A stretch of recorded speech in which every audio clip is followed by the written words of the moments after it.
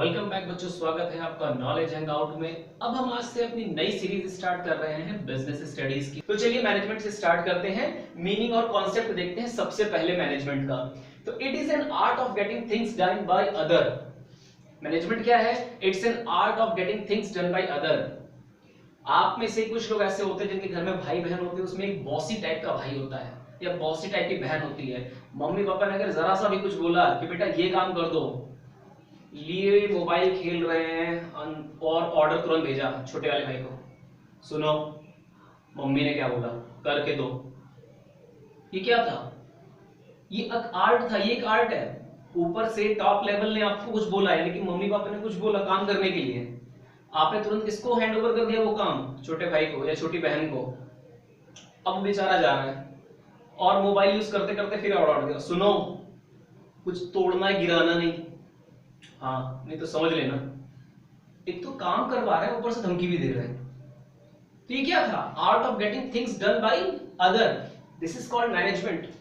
लेकिन अब कॉन्सेप्ट की बात करते हैं। ये तो बात हो गई समझने की कि मैनेजमेंट क्या होता है।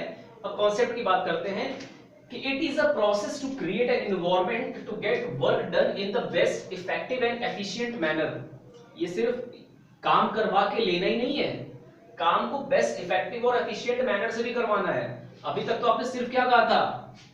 मम्मी ने क्या कहा, कर दो पूरा काम, और जाते थे धमकी भी दे दी कि सुनो कुछ गड़बड़ नहीं होनी चाहिए। वो जो गड़बड़ नहीं होनी चाहिए वो आपने क्या किया? उसके माइंड में एक साइकोलॉजिकल एनवायरनमेंट क्रिएट किया कि जो काम करने जा रहे हो ढंग से करना, वरना ढंग से कुटाई या पिटाई होगी।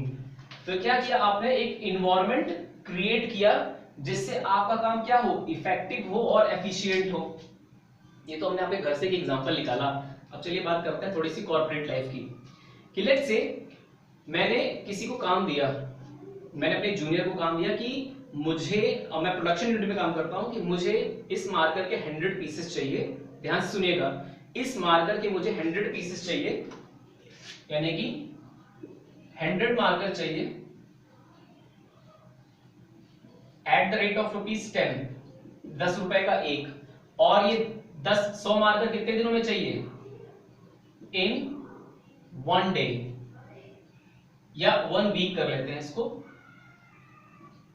इन वीक। एक हफ्ते में मुझे चाहिए 100 मार्कर 10 रुपए के हिसाब से। ये मेरा टास्क था। मेरे मैनेजर भाई साहब ने क्या किया, जो मेरे जूनियर थे उन्होंने क्या किया, 100 मार्कर तो बनाए, बिल्कुल अच्छा काम किया, लेकिन उन्होंने इसको बनाया 11 रुपए के हिसाब से।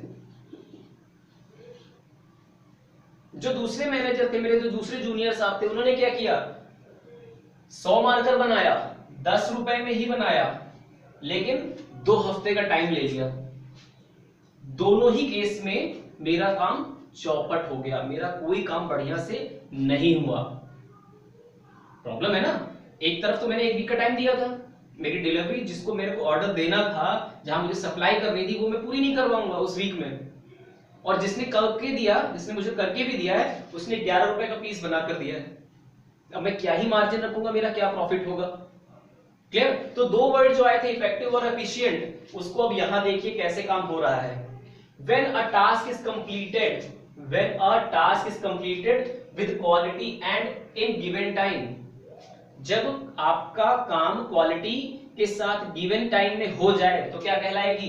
इफेक्टिवनेस। आप बहुत इफेक्टिव हैं काम करने में, तुरंत कर देते हैं आप क्या कर देते हैं? काम को तुरंत कर देते हैं, यू कर देते हैं चुटकी बजाते ही। तो आप क्या है? इफेक्टिव है।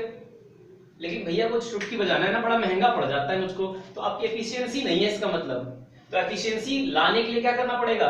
When a task is completed with minimum cost and resources, जब आप अपने उसी काम को कम से कम पैसे में और कम से कम रिसोर्सेज में करके देंगे, तब मैं मानूंगा आप की एफिशिएंसी बढ़िया है। अब इफेक्टिवनेस और एफिशिएंसी पे बात करने के बाद आगे बढ़ते हैं कैरेक्टरिस्टिक एंड फीचर में। भैया ऐसा है कि किसी को पहचानने के लिए उसकी कुछ खासियत, कुछ खूबियां जानना बहुत जरूरी है। क्लियर? जैसे आपने पुरानी पिक्चरों में देखा होगा, क्या तो उस मुजरिम को पहचानते हो तो उसके आपको कुछ ना कुछ फीचर्स बताने पड़ते होंगे। वो बताता है ना कि वो इस तरह का दिखता था, उसकी ये दाढ़ी थी, यहाँ पर एक तिल था, एवरीथिंग। तो चलिए बात करते हैं कैरेक्टरिस्टिक और फीचर की, कि मैनेजमेंट क्या है, कैसा दिखता है, इसका पहचान क्या है। तो पहला है कि भैया गोल ओरिएंटेड है, ऑब्वियस सी बात है। जो मैनेजमेंट है वो गोल ओरिएंटेड होता है, मींस आप जो भी काम करते हैं वो किसी ना किसी गोल ओरिएंटेड होता है। लेट्स से अगर आप इस वक्त अपने मोबाइल या लैपटॉप स्क्रीन के सामने बैठे हैं और ये वीडियो देख रहे हैं तो इसका एक एम है, इसका एक गोल है, और वो क्या है? इस चैप्टर को समझना। अगले उसमें आते हैं group activity. Group activity management में इसलिए इंपॉर्टेंट है क्योंकि मैनेजमेंट वन मैन शो नहीं है। क्लियर? कि इसमें एक अकेला हीरो आया और सब कुछ करके चला गया। No, not possible. When you are running an organization, it means you are having a number of people and number of mindset, not a number of people, it means you have a number of mindset, and to unify those mindset means you are taking a group effort, you are initiating and you are managing a group effort। और ये काम कब possible है, group activity कब possible है? जब हर एक व्यक्ति अपना पर्सनल इंटरेस्ट छोड़कर कंपनी के इंटरेस्ट के लिए काम करने लगता है, तब कहलाता है कि ग्रुप एक्टिविटी। अब आते हैं परवेसिव पे। परवेसिव का मतलब होता है यूनिवर्सल। मैंने सामने लिख दिया है, बहुत से लोगों को ये टेक्निकल वर्ड समझ में नहीं आता है। तो भैया बिजनेस चाहे छोटा हो या बड़ा, रोड पे होता हो, क्लियर, या रोड साइड कहीं होता हो, हर जगह पर ये मैनेजमेंट के लॉ एप्लीकेबल होते हैं। हर एक जगह पर मैनेजमेंट होता है। जो ठेले पर सुबह सुबह लेके सब्जी बेच रहा है, वहां से लेकर बड़े बड़े मिलेनियर बिजनेसमैन तक के ऑर्गेनाइजेशन में मैनेजमेंट फॉलो होता है। तो कहने का मतलब है irrespective of size and shape and nature of business, irrespective of size, shape and nature of business, management is applicable everywhere. Clear? Management हर जगह काम आता है, किसी भी तरह का कोई भी बिजनेस क्यों ना हो, चाहे वो सोल प्रोप्राइटर हो, चाहे ज्वाइंट वेंचर अकाउंट हो। क्लियर? हर जगह ये काम आएगा। अगला है मल्टी डायमेंशनल। ये मल्टी डायमेंशनल होता है मैनेजमेंट। कैसे? इसमें हम तीन चीजों को मैनेज करते हैं। Management of work, people and operation. जब आप एक ऑर्गेनाइजेशन बनाते हैं, आप एक ग्रुप बनाते हैं, तो किसी ना किसी काम के लिए बनाते हैं। अब जब काम के लिए ग्रुप बनाते हैं तो ग्रुप में किसको इन्वॉल्व करते हैं? पीपल को इन्वॉल्व करते हैं। और उन पीपल को आप इन्वॉल्व क्यों करते हैं? क्योंकि उनका कुछ ऑपरेशन हुआ, कुछ एक काम होता है। लेट्स से मैंने कहा कि आपको बर्थडे पार्टी सेलिब्रेट करनी है, तो काम क्या है? बर्थडे पार्टी सेलिब्रेट करनी। This is your work. आपने अपने घर में लोगों को अलग अलग काम बांटना है कि पापा ये काम करेंगे, भैया ये काम करेगा, दीदी ये काम करेगी। तो आपने क्या किया है? पीपल्स को मैनेज कर लिया कि किसका किसका क्या काम है। ऑपरेशन, उनके काम करने के तरीके को देख रहे हैं, क्या शाम तक बर्थडे पार्टी हो भी पाएगी? आप पता चला बड़े भैया लेटे पड़े आराम से, उनको होश ही नहीं है। आपने जगाया, भैया बैलून आने थे, अब भैया के अच्छा बैलून आने थे।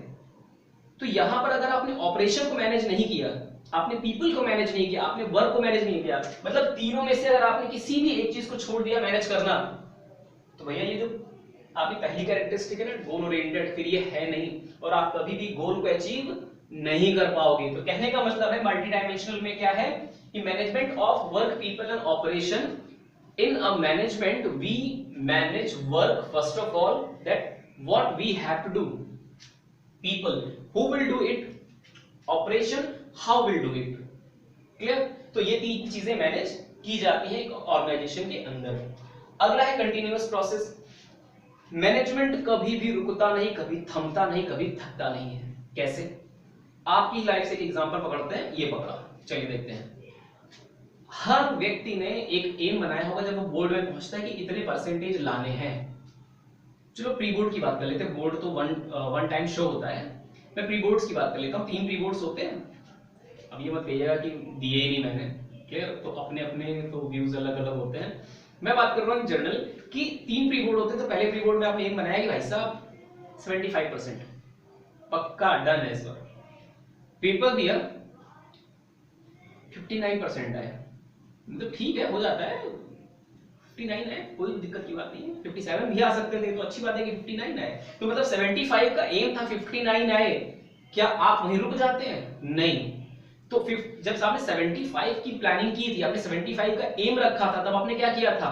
आपने स्टडी मटेरियल इकट्ठा किया होगा, अपना टाइम टेबल बनाया होगा, काम करना चालू किया होगा, खूब मेहनत की होगी, लेकिन रिजल्ट क्या आया? 59। तो क्या आप रुक गए? नहीं। फिर आपने अपनी कमियों को निकाला कि अच्छा मैं वहां खेले जाता था, मैं इतना टाइम मोबाइल पे बिताता था, ये सब हटाओ, अब एम रखते हैं 80 का और इस बार अचीव करके दिखाएंगे। आपने खूब मेहनत किया, 82% आया। अब आपको लगा 82 आ गया, अरे वाह, अभी तो तीसरा प्री बोर्ड बाकी है। चलो ठीक है, जो मैं इधर थोड़ा बहुत इधर घूमने फिरने निकल जाता था वो टाइम में कट ऑफ करता हूं। अब की बार परसेंटेज का मैं क्राइटेरिया रखता हूं 85%, क्यों नहीं आएगा? तो देखिए दोनों ही केसेस में जब आपका डिजायर्ड रिजल्ट नहीं आया था, यानी कि 59 आया था, तब भी आपने अपनी मेहनत नहीं छोड़ी, फिर से आपने प्लानिंग की, फिर से प्रोसेसिंग की और फिर से मेहनत करना चालू किया। और जब आपका 82 आया, यानी कि 75 की बजाय या 80 की बजाय आपका 82 आया, तब भी आपने नहीं छोड़ा पीछा करना अपने एम का। अब आपने क्या किया, एक नया स्टैंडर्ड सेट कर लिया खुद के लिए और फिर से और मेहनत करने लगे। क्लियर? तो कहने का मतलब, इस एग्जांपल का मतलब समझाना ये था, चाहे फेलियर हो चाहे सक्सेस हो, मैनेजमेंट कभी नहीं रुकता, it's a continuous process.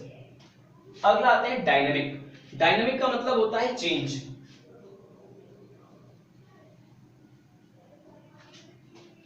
Situation कुछ भी हो, हम स्थिर रहेंगे।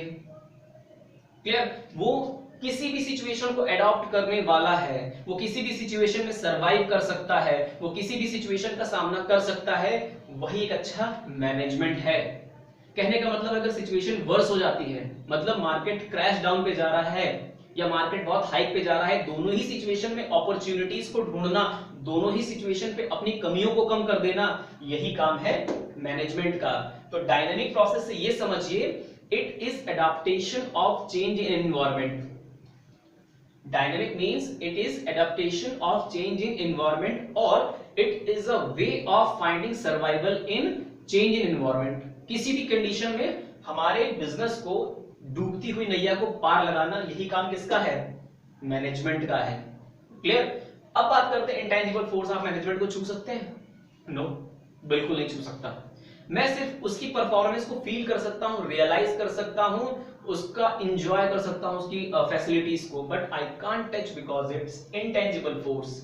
तो मिलते हैं अगले वीडियो में, अगली सीरीज में। Till then have a nice day.